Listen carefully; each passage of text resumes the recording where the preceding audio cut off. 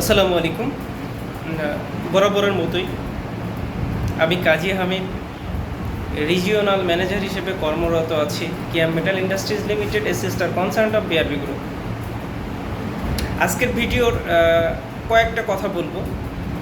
তার ভিতর যে বিষয়টা গুরুত্বপূর্ণ সেটা হচ্ছে আমাদের যারা এএসএম হিসেবে কর্মরত আছেন বা টেরিটরি ম্যানেজার হিসেবে, জোনাল ম্যানেজার হিসেবে, তো অনেকের ক্ষেত্রেই আমরা বিভিন্ন জায়গায় মার্কেট ভিজিটে করতে গিয়ে যদি স্পেসিফিক ওয়েতে কিছু জানতে চাই, দ্যাটস মিন যদি আমরা ফর এক্সাম্পলে বলি যে ভাই আপনি তো টেরিটরি ম্যানেজার হিসেবে কর্মরত আছেন বা রিজনাল এএসএম হিসেবে কর্মরত আছেন, তো টু দ্য পয়েন্টে যদি বলি তাহলে আপনি কী কী কাজ করেন বা আপনার কাজটা কী, তো সেক্ষেত্রে দেখা যায় যে উনি বা ওই কর্মকর্তা সুন্দরভাবে উত্তর দেয়। সেক্ষেত্রে অনেক ডিটেলস বিভিন্নভাবে বোঝানোর চেষ্টা করে, তো সেক্ষেত্রে বিষয়গুলো অনেক বর্ডিং হয়ে যায় বা বুঝতেও একটু অসুবিধা হয়।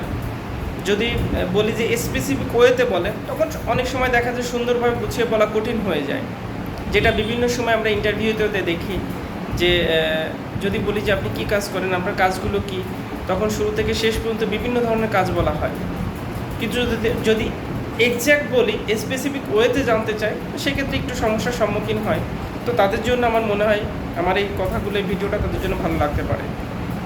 ফর এক্সাম্পল, এই পোস্টগুলোর জন্য যদি বলি যে আপনার কাজগুলো কি, মেইন ফোকাসিং কাজগুলো কি হতে পারে, তাহলে আমার হিসেবে তার প্রথম কাজ, কয়েকটা কাজের ভিতর প্রথম হচ্ছে প্ল্যানিং।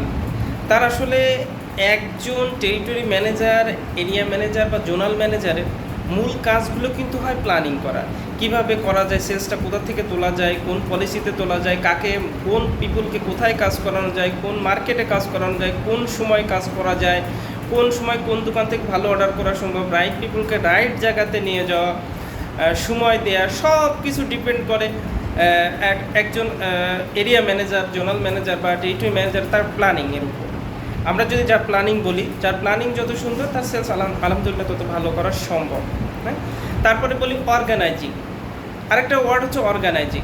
প্রত্যেকটা টিম তার অধীনস্থ জনবলকে অর্গানাইজ করা, সুসংগঠিত করা, মার্জিতভাবে গড়ে তোলা, ডিসিপ্লিনের আওতায় আনা, পরিমার্জিতভাবে করা, মার্কেট সুন্দর করে সেট ডাউন করা, প্রত্যেকটা বিষয় থাকে তার অর্গানাইজিংয়ের ভিতর। অর্থাৎ যার অর্গানাইজ যত সুন্দর, যে সুন্দর করে করতে পারবে, তার সেলসটা ভালো করা সম্ভব। এরপর আছে লিডিং। প্রত্যেকটা সমসাময়িক যে পোস্টগুলোর কথা বললাম, লিডিং মানে নেতৃত্ব দেওয়ার, তার ভিতর কোয়ালিটি থাকতে হবে। অ্যাজ এ ম্যানেজারিয়াল পোস্ট হিসেবে তার নেতৃত্ব দেওয়ার ক্ষমতা, গুণ থাকতে হবে। সামনের থেকে নেতৃত্ব দিতে হবে, কিভাবে কি করলে ভালো হয়, সেলস করা যায়, এই ক্ষমতা তার ভিতর থাকতে হবে। তাহলে তার সেলস আশা করি ভালো করা সম্ভব। ফাইনালি কী হবে, তার ভিতর কন্ট্রোলিং থাকতে হবে।